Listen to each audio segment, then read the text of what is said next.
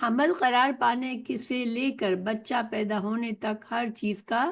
علم اللہ تعالیٰ کو ہے، اور رحم میں بچہ یعنی کہ بچہ دانی کا یہ علم اللہ تعالیٰ کے خاص صفات میں سے ہے۔ یعنی اس بات کا علم کہ مذکر ہے یا مؤنث ہے، خوبصورت ہے یا بدصورت ہے، بدبخت ہے یا نیک بخت ہے، لمبی عمر پائے گا یہ بچہ یا کم عمر پائے گا، تو یہ ساری باتیں اللہ سبحانہ تعالیٰ جانتا ہوتا ہے۔ بچے کے بارے میں بچے کی قسمت بھی لکھ دی جاتی ہے، بچہ نیک بنے گا بد بنے گا یہ بھی اس کے ماں کے رحم میں ہی اس کے بارے میں یہ علم موجود ہوتا ہے اللہ کے پاس، اور وہ کتنا جیے گا اس دنیا میں۔ دیکھیں آج کل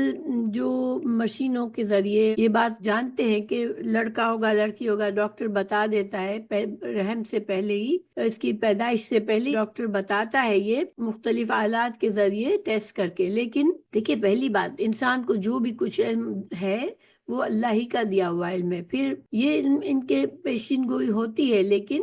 ہر دفعہ پہلی بات تو یہ کہ ہر بار یہ صحیح نہیں ہو سکتی، کبھی کبھار اس میں بھی غلطی ہو جاتی ہے، لیکن یہ تو صرف لڑکا ہوگا لڑکی ہوگا یہی پتا چل سکتا ہے، لیکن وہ بچہ خوبصورت ہوگا، وہ بچہ صحیح سلامت پیدا ہوگا یا بدصورت ہوگا، یا اس میں کوئی نقص ہوگا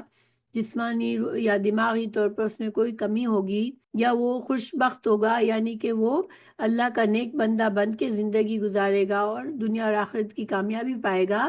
یا وہ بدبخت ہوگا کہ نافرمان ہوگا اللہ کا اور اپنی دنیا اور آخرت دونوں تباہ کرے گا، یا وہ کتنا جیے گا، یہ سارا علم صرف اللہ ہی کے پاس ہے۔ اللہ سبحانہ تعالیٰ نے اس ٹاپک پر سورہ نجم میں بھی آیت نمبر 32 میں اللہ تعالیٰ نے فرمایا، اللہ تعالیٰ تمہیں بخوبی جانتا ہے کہ جبکہ اس نے تمہیں زمین سے پیدا کیا